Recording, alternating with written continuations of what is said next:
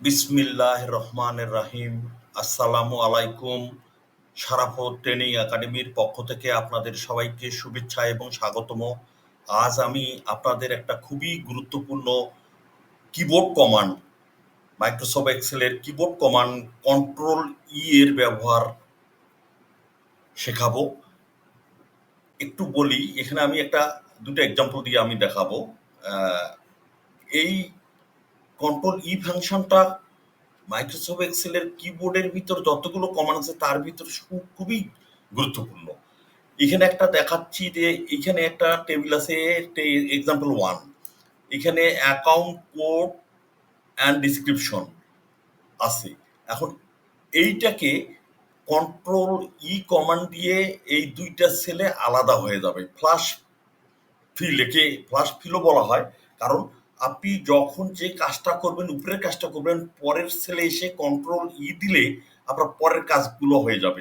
আমি এখানে ৬টা উদাহরণ দিয়ে দেখাচ্ছি। আপনি একের জন্য সত্য, দুইয়ের জন্য সত্য, হাজারের জন্য সত্য, আপনি এইভাবে কাজ করতে পারবেন। আমি একটা দুটা ডাটা দিয়ে দেখালে যারা ৬টা দিয়েও বুঝতে পারবে, হাজারটা দিয়েও বুঝতে পারবে, কোনো সমস্যা নাই। আরেকটু বলি, আমার চ্যানেলে যারা নতুন তারা সাবস্ক্রাইব করবেন, তাহলে নতুন নতুন ভিডিও আপনি সরাসরি পেয়ে যাবেন। আর পুরানা এবং যারা রেগুলার আমার চ্যানেল দেখতেছেন, সাবস্ক্রাইব করে আছেন, তারা তো পাচ্ছেনই। তা চলুন তাহলে মূল কাজে যাই। আমি যেমন হচ্ছে প্রথমে হচ্ছে অ্যাকাউন্ট কোডটাকে আমি আলাদা করব। কারণটা হচ্ছে অনেক সময় অনেক কোড থাকে আমাদের এখানে, আলাদা করে পিভট টেবিল, ভিলুকআপ, বিভিন্ন ম্যানেজমেন্টকে তথ্য দিতে হয়। তা এখানে দুইটা লেখা, একটা ওয়ার্ড এবং আছে নাম্বার, এই এরকম কোনো থাকলে সেখানে আমাদের অনেক কিছু সমস্যায় পড়তে হয়। তা আমরা এটাকে আলাদা আলাদা করব। হ্যাঁ, তা ফার্স্টে হচ্ছে আপনার কাজটা হচ্ছে প্রথম কোডটা আপনাকে লিখতে হবে 1013, সঠিকভাবে আপনাকে লিখতে হবে। তারপর কার্সারটা আপনি এখানে রাখবেন। রাখার পর কিবোর্ডের মধ্যে চেপে ধরবেন কন্ট্রোল, তারপরে ই দিলেই অটোমেটিকলি দেখেন হয়ে গেছে। আপনার নির্ভুলভাবে সেকেন্ডের ভিতর আপনার এই কাজটা হয়ে গেছে। তদ্রূপ এখানে ক্যাশ ইন হ্যান্ড যা যা আছে হুবহু আপনাকে লিখতে হবে। CASH, cash in, HAND, hand লেখার পর আপনার কার্সারটা নিচের ঘরে আনবেন। আনে কিবোর্ড থেকে কন্ট্রোল ই দিলে আপনার যতগুলো হাজার হাজার লাখ লাখ লেখা থাক, আপনার যে লেখাটা হুবহু যেভাবে আছে হুবহু সেইভাবে এখানে পড়বে। এটা একটা উদাহরণ গেল।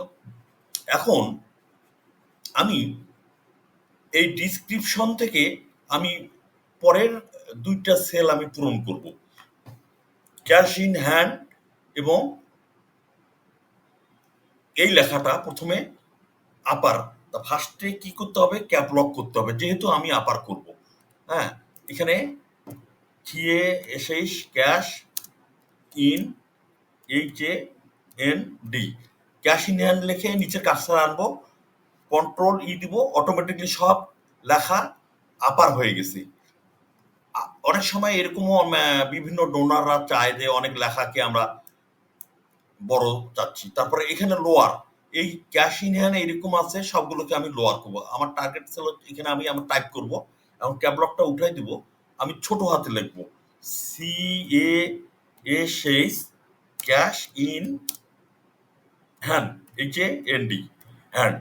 এখন আমি কার্সার নিচে আসছে, কন্ট্রোল ই দিব। তার মানে আপনি উপরেরটাতে যা লিখবেন হুবহু নিচে কার্সার এনে কন্ট্রোল ই দিলে হুবহু আপনার উপরের যে স্টাইলে আছে, প্যাটার্ন, যে প্যাটার্নে আপনি লেখাগুলো করবেন সেই প্যাটার্নের রূপ ধারণ করবে। আমি আবারও এটাকে মুছে দিচ্ছি, আবারও আর একবার বলি আপনাদের। ফার্স্টে হচ্ছে আপনি নাম্বারকে আলাদা করতে চাইলে নাম্বারের যে স্টাইল আছে, প্যাটার্ন আছে, সেটাকে আগে প্রথমে টাইপ করতে হবে 0 1 3টা 0। এখন এখানে তারপর এন্টার দিলেন, তারপর কিবোর্ড থেকে কন্ট্রোল চেপে ধরে ই দিলেন, অটোমেটিকলি নিচের যতগুলো নাম্বারের স্টাইল আছে সে অটোমেটিকলি নিয়ে। আমি ৬টার জন্য দেখিয়েছি স্ক্রিনে, যেহেতু থাকা অবস্থায় সবাই ভিজুয়ালটাকে মনে রাখতে পারে। পরবর্তীতে আমি আবার cash in hand, CASH, cash in, HAND, hand লিখে আমি কার্সার এর নিচে এনে কন্ট্রোল ই দিব, হয়ে গেল। তারপরে আমি এখানে আবার কিবোর্ড থেকে আমি ডিসক্রিপশনের ইয়াটা আমি আবার করব। তাহলে ক্যাপলক লিখবো, ধরবো CASH cash in HAND, cash in hand ধরে নিচে কার্সার আনবো, কন্ট্রোল ই দিব, হয়ে গেল।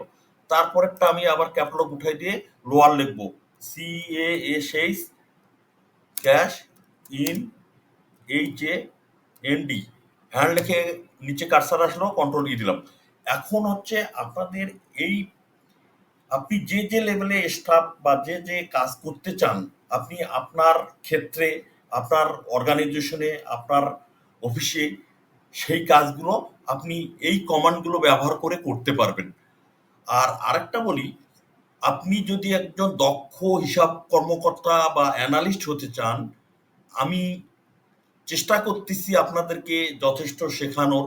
আমার টিউটোরিয়ালগুলো আমি শুধু এখানে মাইক্রোসফট এক্সেল না, এখানে monitoring, fundamental monitoring, SPSS, GIS, Kobo, তারপরে হচ্ছে ডাটাবেস ম্যানেজমেন্ট, MIS, বহু আমি টিউটোরিয়াল বানাচ্ছি আপনাদের জন্য।